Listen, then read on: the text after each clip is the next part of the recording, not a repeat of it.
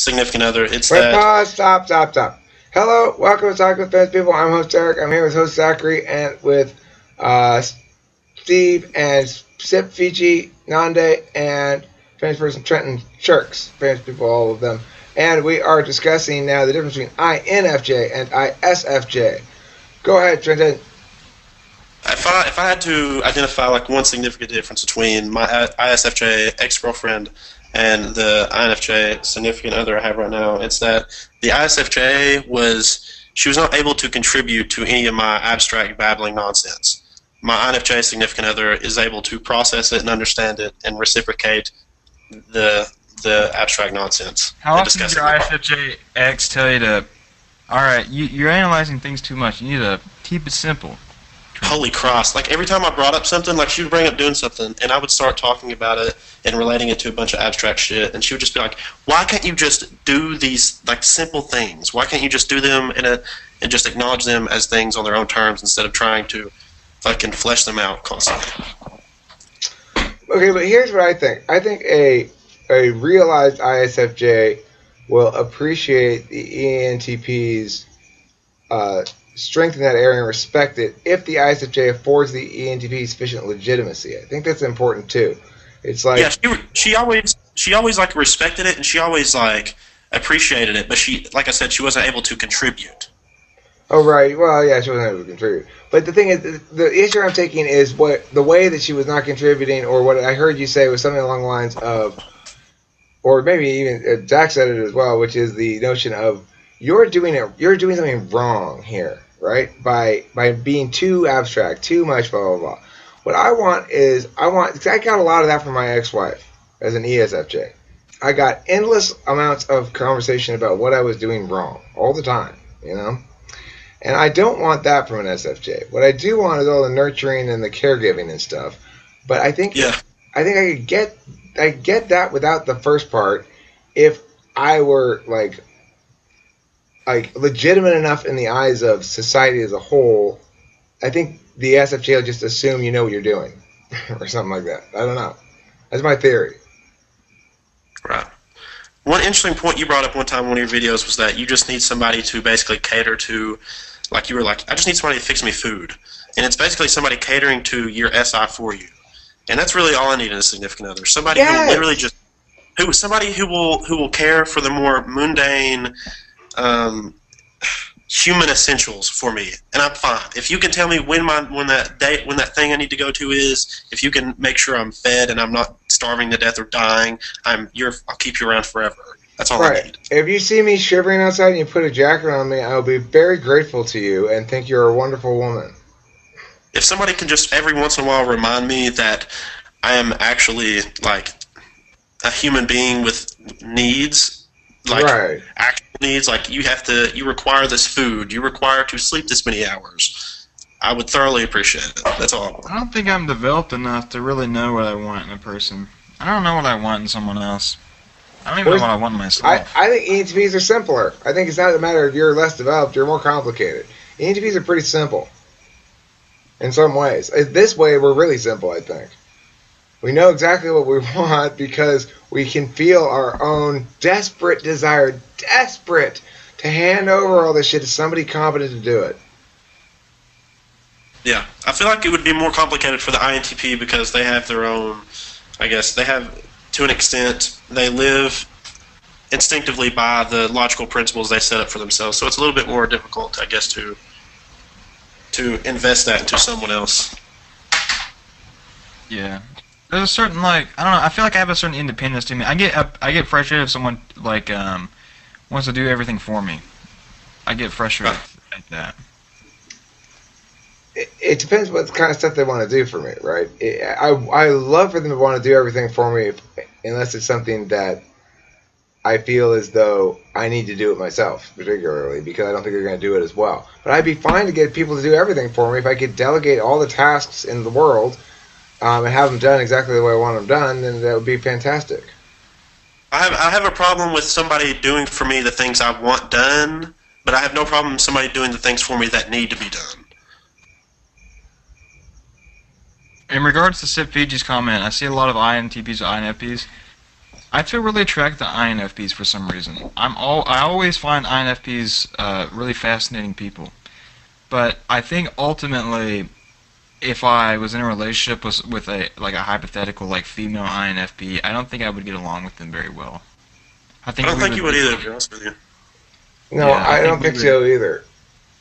I've They're always had problems with INFPs. I've they're always had problems with fussy. them. They're fussy, from what I understand, having met one of them. They're very It's passive aggressive. Yeah, the problem I've had with INFPs is that like my initial response is to in any situation is to pick something apart and analyze it objectively. And my objective is to rid any kind of subjective values from the equation. But with INFPs, they're trying to stick with their dearly held subjective values, and that's always problematic. Well, I think we're supposed to be tasked here with distinguishing between ISFJ and INFJ. I have some things to say about INFJ more than I do about ISFJ. Um, INFPs usually seem a bit weird. the uh, the the INFJ is quite different in my mind from the ISFJ, dramatically different, entirely I think so. different, well, basically unrelated. INFJ is a pretty unique type. They're not really like any other type, and the reason is because they're completely conflicted, but they're conflicted in the luckiest way possible. They go NIFETI and then SE last. It makes them weird. It makes them weirdly hard to type. It makes them seem like extroverts because they got extroverted feeling as their main tool, but they're introverts. What? I mean, it's just why they're hard to figure out. And what the bottom line with INFJs is they resonate a certain, like, the Buddha is before me thing about them when they talk. They unavoidably do. And yet what I've come to determine is that you should absolutely assume they know what they're saying. Whatever their little intuition is, what they're saying is probably right on a number of important levels.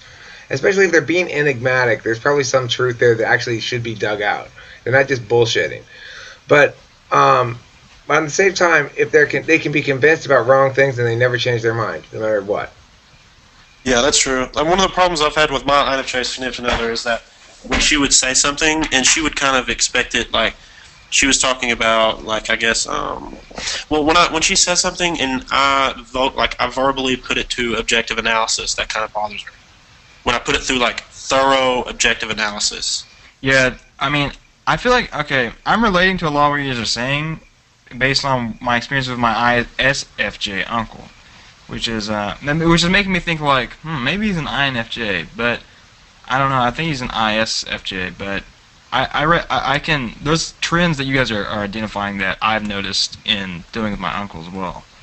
Yeah, the difference I've like for my experiences with the INFJ and the ISFJ like is essentially that when the ISFJ wouldn't really ever truly understand what I was saying in terms of my like the abstract nonsense babbling, but she would act like she gave a shit, and she would like make small talk like yeah that's but the INFJ would actually like she was able to process it and understand it on her level and then respond exactly.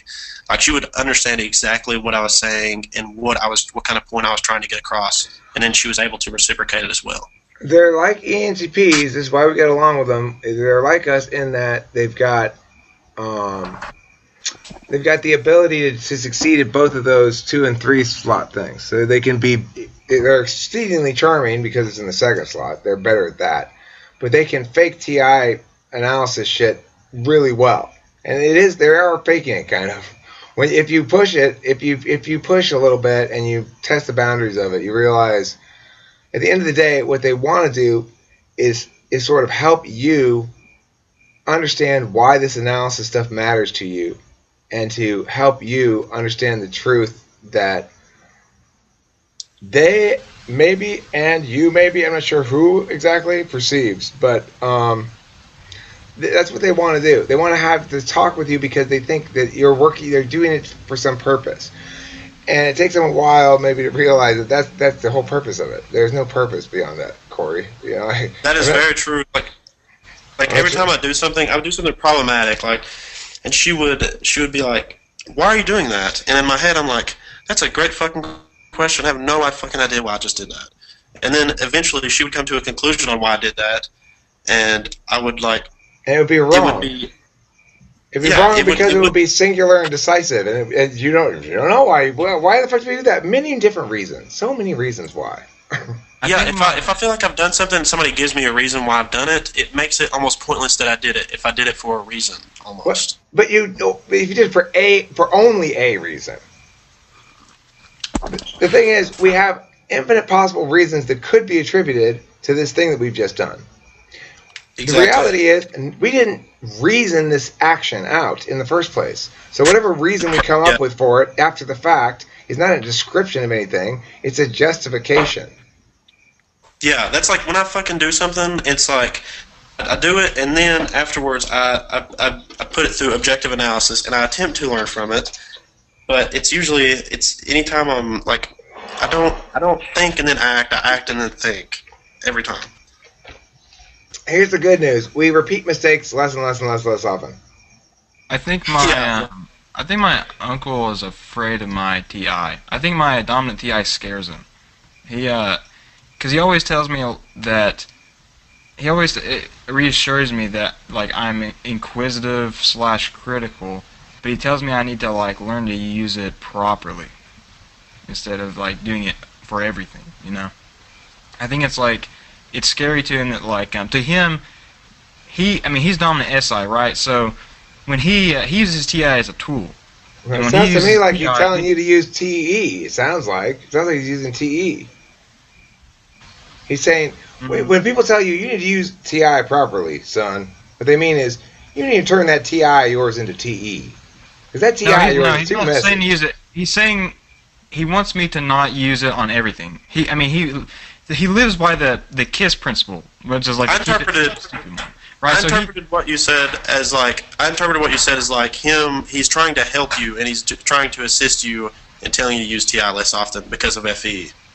Yeah. Well, see, he's SI Dom, so he uses TI as a tool, and then when he doesn't want to use it anymore, he recharges by going to things that he has sentimental value towards. You know, that's how he gets recharged, is going to places of comfort.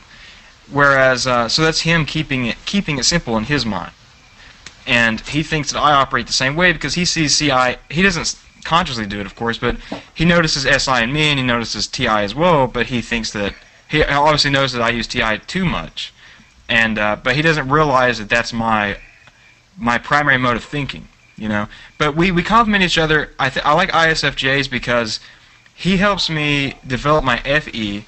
And in our music endeavors, I feel like I expose him to his INE and show him like how beneficial that can be if you go out of the box instead of sticking to traditional standards. Interesting. How do you think an INFJ would differ if your uncle was an INFJ?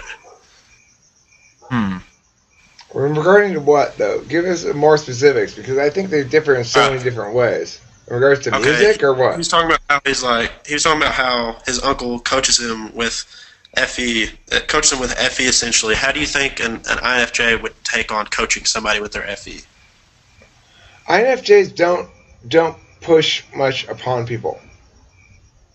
So well, he's not pushing it upon me. It's like I've confided in him before when I was younger about my lack of being able to converse with people properly and engage people in a meaningful manner, and he sort of is like not actively coached me, but he's been kind of like how you are to my INE, Eric. He has been that to my FE, if that makes sense. Okay, all right. Like you're not sitting there telling me like, okay, Zach, you need to use your INE to do this. You're just these are lessons you've learned from him more, and things that he's displaying, value biases he's displaying rather than value biases he's imparting. Yeah, I think that's the best way to put it. Yeah. Okay. And I think I do that to his INE. Okay, cool. I would say the value bias that the INFJ would impart would be one of they wouldn't have a concern about that. They'd feel comfortable with that. They feel like they know what you're doing, and that you're better at it a little bit than they are. But it's a good area it's a good compliment, right? It'd be like, I'm happy with you're a little bit better at that because you're awkward. That's what they think to themselves. They never say that or convey it to you at all. And they look at you sometimes very knowingly about what ought to be, and you start to think, yeah, this person's really wise, even though they haven't really ever said anything. Like the INFJ? Yeah, if it's an INFJ, that's how it would go down. But also, your uncle or cousin or uncle, is it uncle, would be Uncle, yeah. Would be probably super genius good at music if he was into music. Because if you're an INFJ musician, I think most INFJs are visual. But if you are an INFJ musician, my theory is you're probably something I would call a genius. I think that, I mean, he definitely knows way more about music than I do, but he has a lot of life experience. I mean, he's like in his mid-60s, so he's lived, like, he has lived, so to speak. That makes sense. He has a lot of life experience over me, you know? And so he's had a lot of time to develop his FE, so that helps me out a lot, you know? But his NE throughout life has always been kind of tricky with him, and it's like, now I think musically, like that's the thing primarily in our relationship is music, honestly. But I think that's like when he sees NE and me, and we perform shit that he has never done before.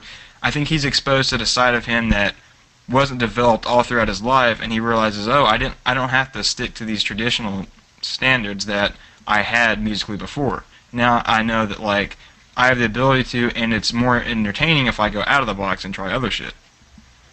Right. Well, it's a fourth function. I think it's really nice. The music provides a really good framework by which you can really see how cognitive functions differ in their behavior towards things. Because obviously, if somebody's doing anything, they're going to reach first for, I'm tired of that. I want to play just something random and new.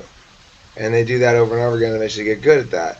And if you are leading with SI, you're saying, I'm pleased by getting better and better at these old things that I know and refining this fairly small amount of stuff that I'm really familiar with. I feel like our music relationship is me saying like, do that again, and then he'll be like, oh, you mean this? Like I did this years ago, and I'm like, well, what if we did this and then I added this to it? And he's like, oh, and then we could do this, and then it kind of like builds off from there. You know what I mean? Like it's like you are really coaching him in his NE then directly. Yeah, I mean, I guess like through music, yeah. It's really fun. It's great. I think ISFJs are really good people. I like ISFJs a lot. Well, I hope you get an ISFJ woman someday. And then I'll say, Zachary, you're totally right. ISFJs are cool.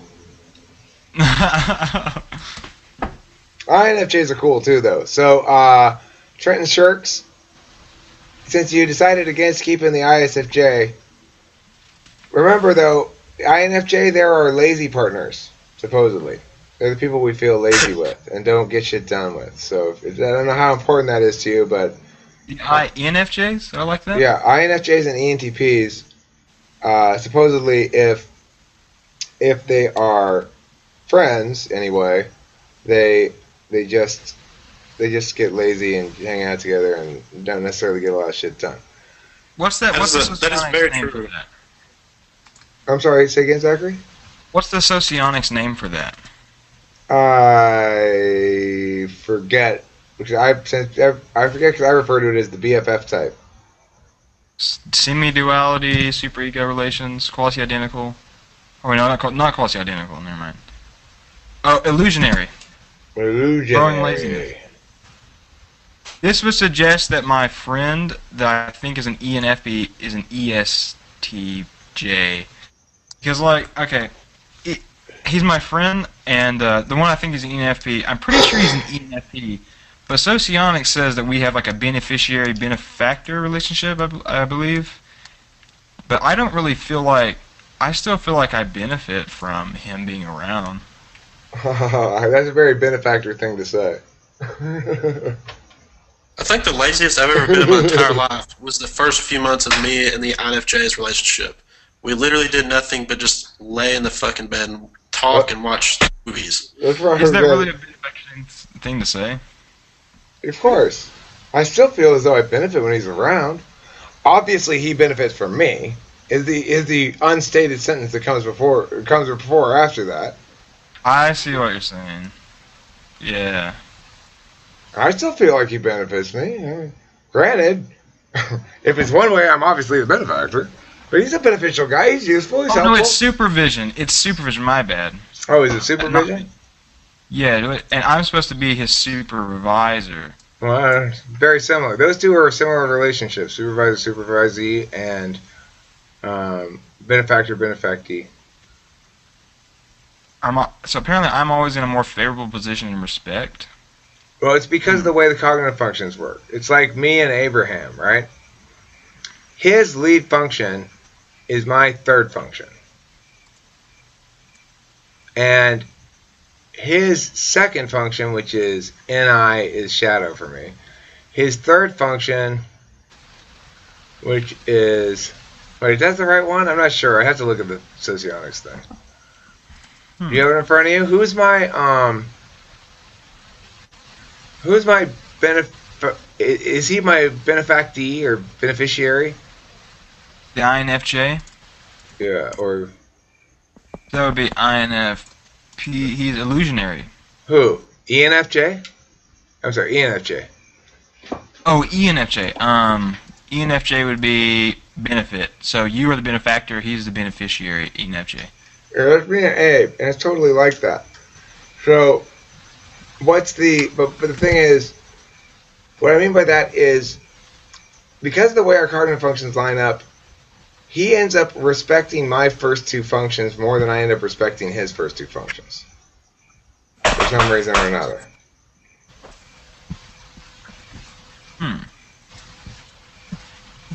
He doesn't have my dominant function in his stack. I have his dominant function third in my stack. And my tool function is his weakest function, right? So he's better at me than me at my third best thing. And I'm better than him at everything else, basically. Reading relations of activity, this sums up my relation with my uncle perfectly.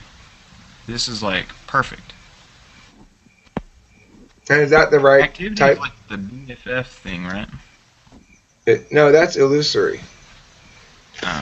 Well, relation activity sounds like it's pretty much what it's supposed to be accurate, and I think it is accurate. It's funny that this stuff says it talks about stuff that I've identified already. Like activity partners tend to give advice to each other on how to solve problems affecting each other's weak points, but it's always useful and can strengthen weakness, but not so much it will ever become your strength. That pretty much sums up the whole like FE and anything with my uncle and I. It's like the fact that my social skills are like decent, I would attribute that to him being exposed to him. My question is, what's the activity type for me? Activity type for you would be ISFJ.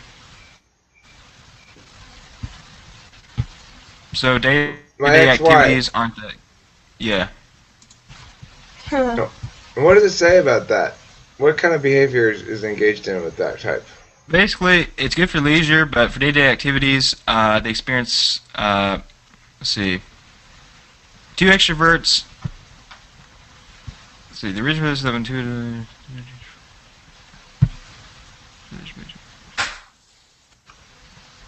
Let's see, both of you usually will calm down a little. Partners cannot rely or count on each other in full. Most of the problems that arise during activity relationships are because one partner is always perceiving, the other is always judging. They live in different life rhythms.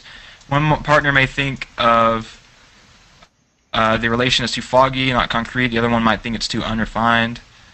Collaboration is difficult because they cannot predict each other's behavior and actions in what seem to be ordinary situations. They can't count on each other because of that. But they do affect each other's weak points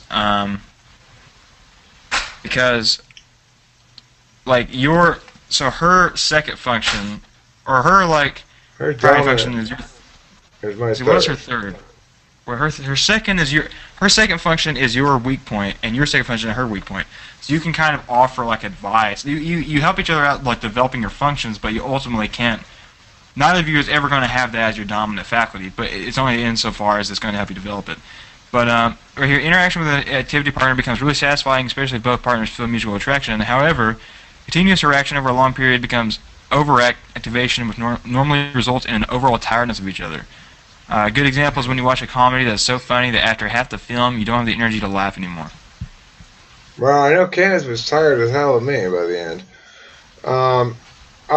I would say that the problem that I had with Candace is she didn't trust me. She didn't trust my TI. So she didn't let me help her with my TI. I had lots of good ideas I would tell her, and she just ignored them all. You know? What did you want to help her with? Well, for example, she had a vintage business that had lots of potential. And if she would have listened to me, it would have gotten a lot bigger, a lot faster than it was growing. And she did listen to me eventually. It would take her like months to listen to me. You know. Well, if it makes you feel any better, you probably helped her develop her TI a bit. Yeah. Well, I mean, she still doesn't make decisions based on that though at all. It's fucking. Oh yeah, it'll never be her dominant for sure. Yeah. And then who is my supervisor? Who's my benefactor? Who benefits me? And who's my supervisor? Relation benefit the person who ESTJ apparently. Oh yeah, I'm their beneficiary, or their supervisee. I think this is beneficiary. I'll buy that. Yeah. I feel that. I've got my friend Alarino. He's ESTJ. I feel that with him. I feel like, you know, I go there and let me check this. ESTJ and then ENTP relations. Yeah, ESTJ is the benefactor. ENTP is the beneficiary. I feel that. Let's see which one I benefit from. INFJ or ISTJ? I think it's ISTJ. Are you sure? Or it's IST. No, it's INFJ. Well, why would he have to? INTJ is INTP and then the TIA. Okay, well, why would? Okay, so but there's two N's. Oh yeah, INFJ. Okay, the INFJ would be my benefactor. I'd be the beneficiary. I gotta get you hanging out with Corey. See how that goes. See if he tries to give you presents or something. Give me presents. I don't know why I have this unrepressible urge to give this guy presents. It's like, well, Corey, we didn't tell you, but it's because you're an INFJ and he is an INTP. It's like me and my irrepressible desire to rush to the aid of ISFPs.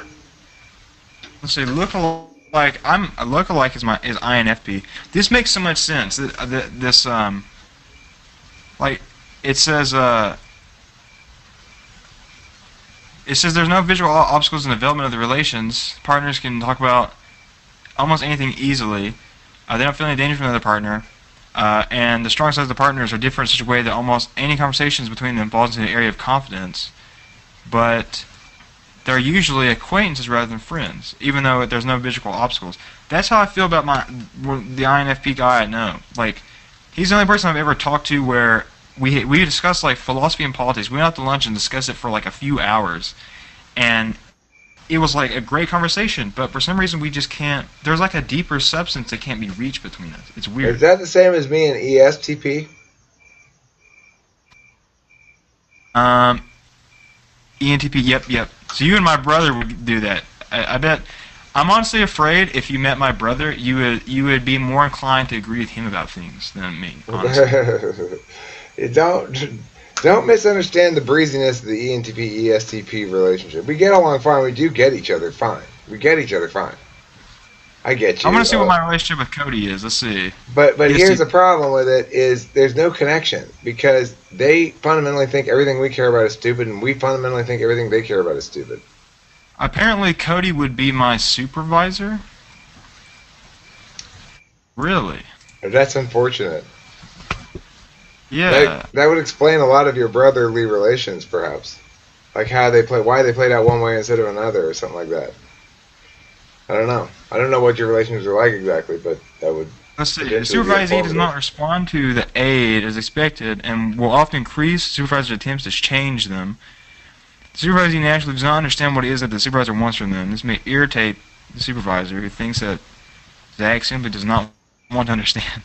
That's exactly right. I do not want to understand his lifestyle. Evaluation supervision may also appear as if Cody patronizes Zach, which can be quite obtrusive for Zach.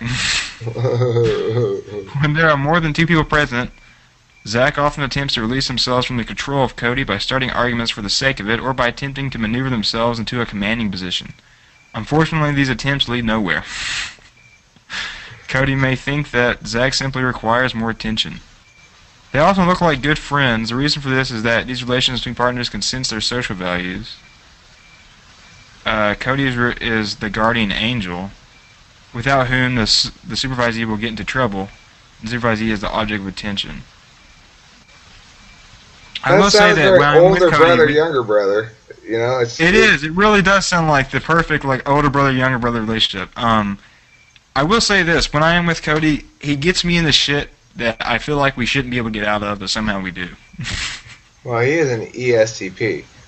I know. They do share the ENTP's flexibility on the fly. Yeah, he definitely is like fucking. Cody's a weird person, man. I don't want to live with him, but he's a weird individual. Who's my supervisee and who's my supervisor? Who's ENTP's supervisee in there? Let's see.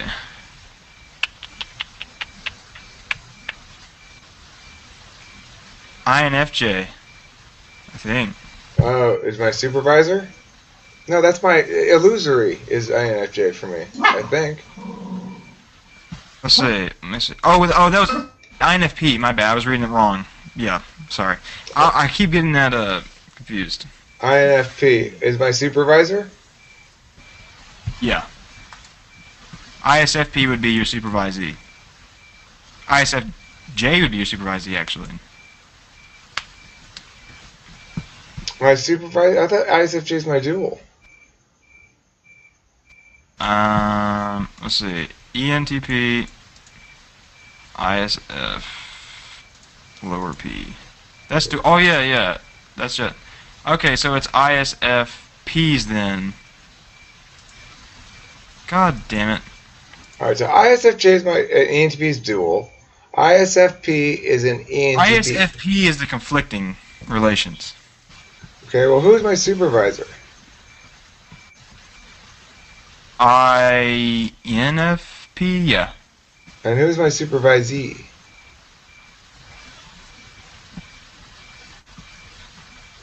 ISTP. ISTP being like basement overlord. Yeah.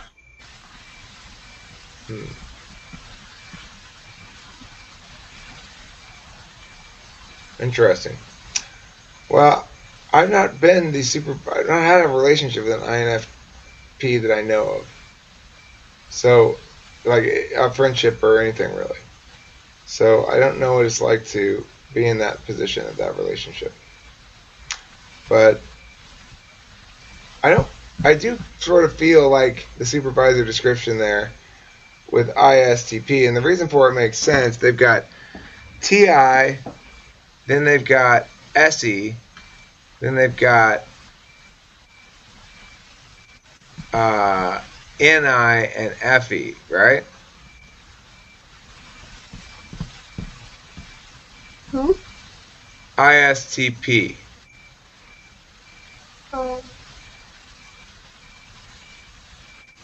Or do they have TE? No, they have TI. They're dominant, right? ISTP is dominant TI, then it's SE, then it's what? Then it's NI, then it's FE. Yeah.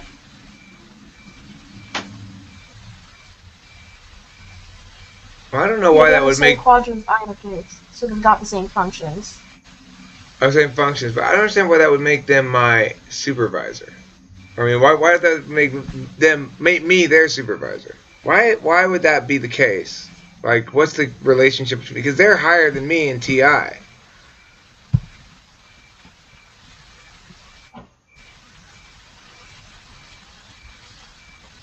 Any thoughts? No.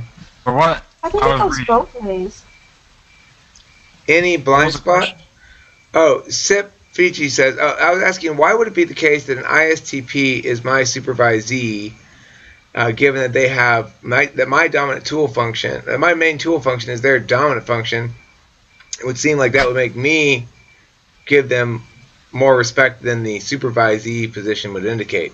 But Sip Fiji says any blind spot. Anybody want to explain that, or you want to read the thing that you're reading? What? Who's the any blind spot? ISTP. I'm trying to understand what is it about the cognitive function stack compared between the ENTP and ISTP that makes the ISTP the supervisee. Well, let's see. ISTP. Let's see. ENTP, ISTP, supervise. See if they come up good.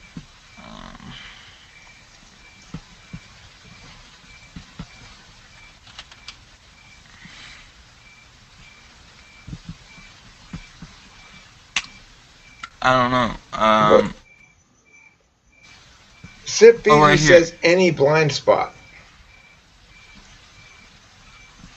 Well, their NE would be their like least developed function, right? It'd be like their eighth function. Or their seventh. If it's their seventh, then that would be the thing that determines, I guess, what you are. It's like an FI Dom would have to be my supervisor then. Is INFP an FI Dom? Yeah, INFP is the FIDOM. Okay, so that's what it is. If their dominant function is your seventh function, they're your supervisor. But then I'd have two of them. My seventh function is SE, so that's Cody, yeah. And then ISFP is the other FI Dom, but that's not my supervisor. That's my, what, supervisee? Yeah. Okay, so the two seventh, okay. That's Wait, weird. no, ISFP would be your conflicting. Oh, conflicting. Okay, so whoever's got your seventh function in their dominant slot, one of those two is going to be your conflictor, and one of those two is going to be your supervisor. Because it's your weakest thing, your downfall, your Achilles heel thing is their Well, dominant Cody function. has TI in his stack, and ESFP for me wouldn't. So maybe they need your dominant in their stack somewhere. That makes them supervisor? Yeah. Okay, so lead with your seventh and parent with your dominant. That means third, I think, is what he or she means by parent with. That's why for an ENFP, that's why my ENFP friend, I would be the supervisor then. Okay, so parent is second. Okay. So lead with your seventh and their second function is your dominant function. So if they go FINE, they're my supervisor, INFP. If they go FISE, they're my conflictor.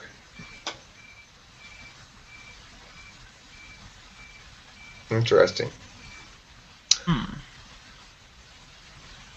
Well, but conflictors, do they really have battle, or they just don't know how to talk to each other? That's my experience with ISFPs. They're just completely unable to talk to each other. Yeah. I'm pretty sure my ex was my conflicting relation, and what happened is like there's something that you can't. I think both of us were annoyed about like each other's behavior, but we didn't bring it up because we thought it was stuff that we would understand later on, and then eventually got to the point where like it was just too much. Right. At some point, this is going to make sense. But if you realize You say things, I think that you must mean this. But you don't mean this.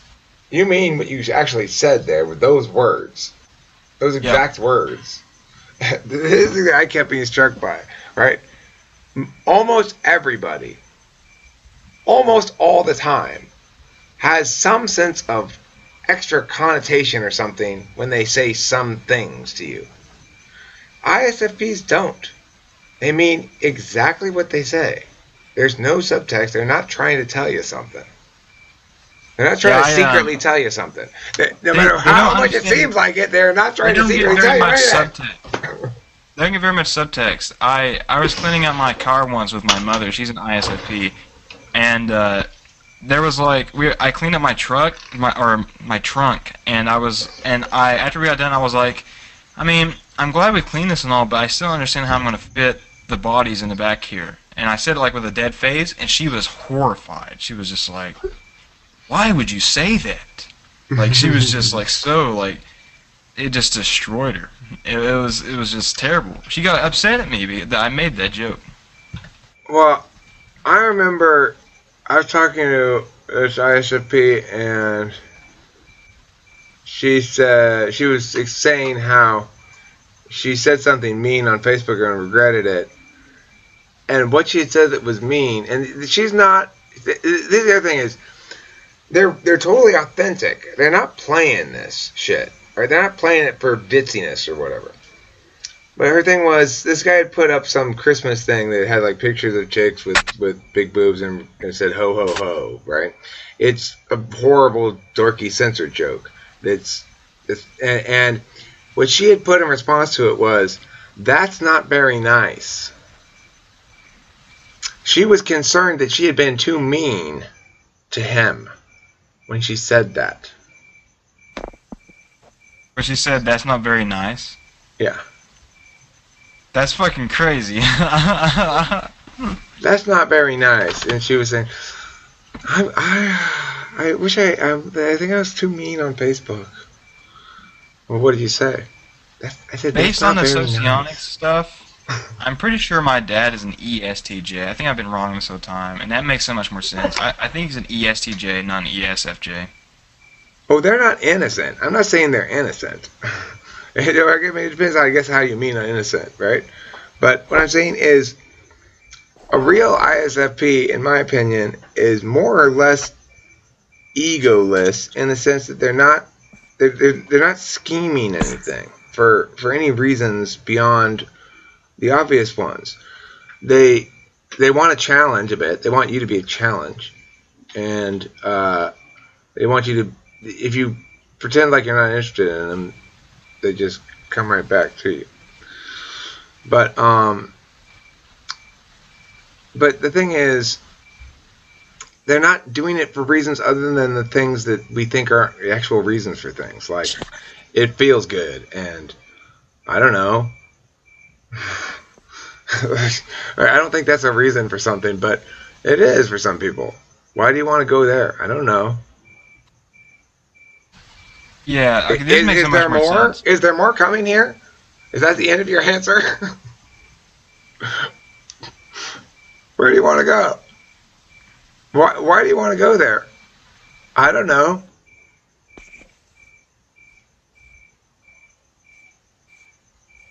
Oh, well, the reason she's not saying anything else is because that's the answer. There's nothing else there. She doesn't know. She just feels like it. I don't know. I think ISFP is the ultimate bring something up, but now let's drop it before we talk about it type. I fucking hate that. But listen, they're not actually bringing something up. You think that they're bringing something up because they think that it needs to be dealt with in some way, or there needs to be more conversation about it. They're just saying some words. I got in a huge argument with my mom once because I was driving home, and she was absolutely convinced that I didn't look to my right before I pulled out onto the road. She was absolutely convinced. And so, okay, maybe I was a little bit of a dick. When we got to the next turn, I stopped, And I stayed there for like 30 seconds, like looking around, and that fucking infuriated her. Like, we were in the middle of the road too. It wasn't even like a sharp turn. It was just like I just slowly stopped and just like sat there, and I was like, "You see anything over there?" And it was just like a big bottom. Like, it wasn't even a road like coming. It was just like, I fucking made her so mad. Well, think about it. You're attacking at that point purely on their dominant nature. You're attacking by saying, I don't have any argument here. You do actually have an argument, but I'm not even gonna voice it in TI. I'm just gonna make you feel ridiculous, right? Yeah, I was a dick to her, and it really devastated her. But the point is, it's only a super dick to them. Maybe it's not. That wouldn't be a dick thing to me. I'd be like, I'd probably be like, okay, if I commented something like that and you stopped and did that, I would probably well, okay, if it was my INTP friend, I know he would stop and he'd be like, "Oh, you see anything? Should we continue? What do you think?" And he would deliver in such a way that I would find it hilarious, and I'd be like, "Okay, I see your point. I'm sorry. I tried to coach you. Like, I tried to backseat drive. I'm sorry." I'd push it further. If we had more people in the car, I'd be like, "All right, Abraham, I need you to get out there. I need you to run a block down that way and check for cars. You get out this way." It was fucking hilarious. It would be, hypothetically, it would be fucking hilarious, but because it was my mother, it was just, it really, okay, if I could go back to the situation, I shouldn't have been such a dick. That was like a really dick thing, because I know how she is. I know it's better for me to handle it in a way that's not childish and fucking like. But Zachary, I bet you hadn't TI'd the cognitive function aspects of this into place at the time. Right? You had to.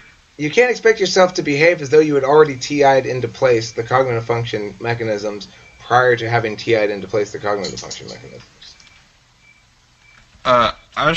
Trenton PM'd me and he asked me how I've yet to fall over. I told him I woke up at 8 p.m. to start my day, and he asked me what I do. I don't feel like typing it, so I'll just say I'm on summer vacation right now from school, but I don't have a job at the moment. Trenton, it should be obvious he's the host of Talking with Famous People. That's what he does. That's my job. I'm so fucking tired. I didn't even think I was physically capable of speaking any longer, but I'm going to attempt to do it. So holy shit, I'm fucking tired. All right, Trenton. Well, you got the last chunk of this video right here. We're about ready to wrap this one up for sure. I don't know what Zach's got after that. If anything left in him, I'll probably be done after this. But you have the last. We were at 47 minutes on this video.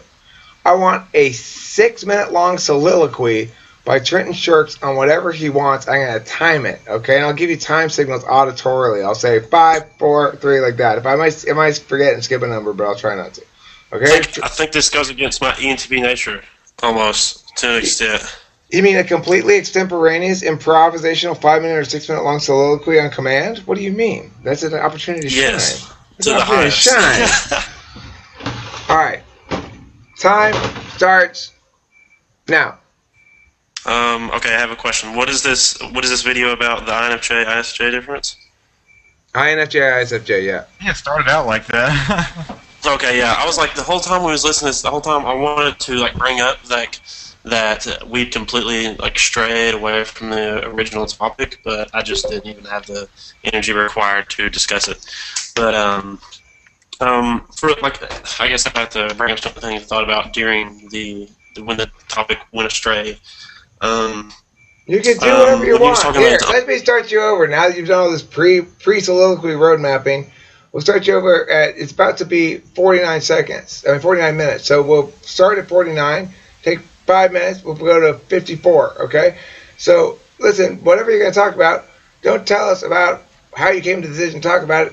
Just go straight in and talk about it. It doesn't matter if it's lettuce or it's cognitive functions or philosophy or how to drive a car or whatever.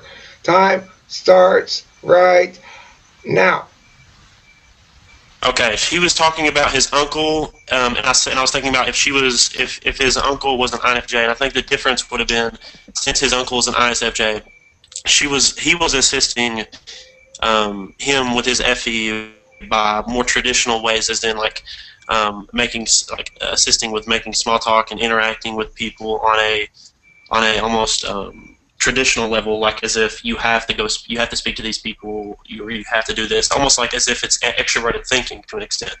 And I think an INFJ would differ in that they would more boil social interaction down to its essential principles and make patterns and such. Like they would assist in helping you make like real deep connections with other human beings. And I think that would be more problematic to the extent of actually assisting you develop FE if you're going, because when I think of me developing FE, it would have to be to properly make small talk or discuss things with people 4 minutes left. don't exactly have the same interests as me. And I think if his uncle would have been an INFJ, it would have been more difficult for him to more efficiently learn how to discuss things with people on a more traditional level.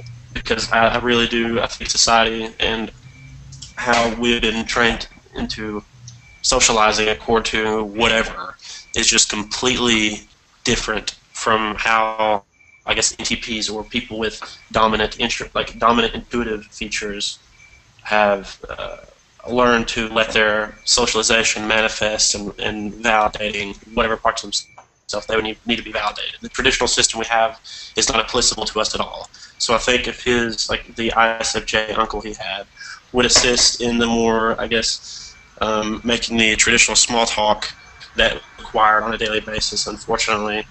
But if it was like, again, if it was an INFJ, I think he would have been, I think he would have 3 learned, minutes I guess, left. to make more deep and meaningful connections with individuals. Like with the current, I guess, with the ISFJ I was with, she was more interested in, I guess, validating the relationship status we had with what people do in relationships. Like,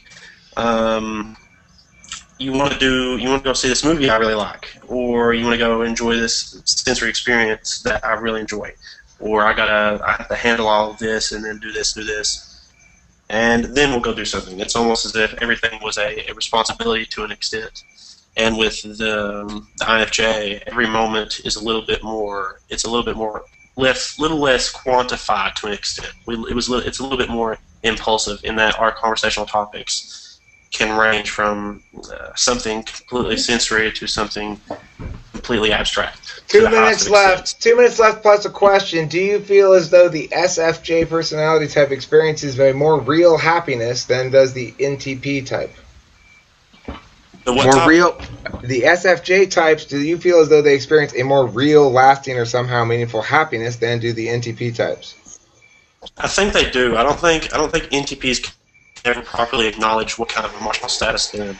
And I think an SFJ, if we're talking about the traditional understanding of what happiness is, I think an SFJ can, I think more than any other type, SFJs can acknowledge and understand what their emotional status is based off the traditional principles and criteria that have been given or associated with said emotional status. So they can better understand how they're feeling and what they're feeling and associated with the required to label them as happy or unhappy or whatever. So I think they could say, I am happy and I'm enjoying this and I'm going to codify this and remember it so next time, so I can properly come back to this, or I'm able to acknowledge when I'm feeling bad or when I'm feeling good. But the NTP puts it through such thorough analysis, there's never a proper label given to it, and there's never any criteria associated with it. So 45 seconds left. 45 seconds. Give me your final thoughts and close out the episode. I would say the most significant difference between the ISFJ and the INFJ I guess it depends on context would be the most important difference, but the most important difference is like the dominant SI features in the ISFJ in that she would be more interested in these sensory experiences of her life and what things have, what sensory experiences and what the effect have been on her subjective experience, whereas the INFJ can be a little bit more imaginative and is not restricted to the sensory experience she's had, but still she's a little bit, or she or he is more, she does have subjective values, but they aren't restricted to the sensory world. So you'd imagine it would be less traditional, a little bit more open.